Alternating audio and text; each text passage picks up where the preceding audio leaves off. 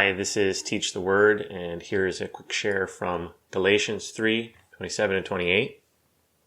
For as many of you as were baptized into Christ have put on Christ. There is neither Jew nor Greek, there is neither slave nor free, there is neither male nor female, for you are all one in Christ Jesus.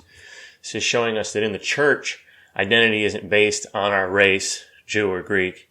It isn't based on our socioeconomic status, our slave or not slave or free, and it isn't based on our gender, male or female.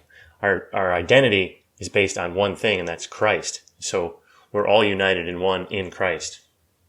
It's not like this in the world.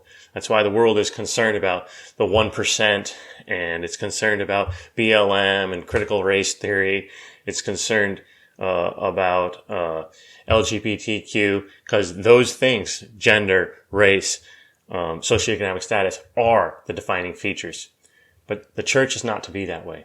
Heavenly Father, we come before you and we just ask that as your people in the Church of Jesus Christ, that you would empower and enable us to be a people who place our identity in you and not in matters of race, gender, and socioeconomics.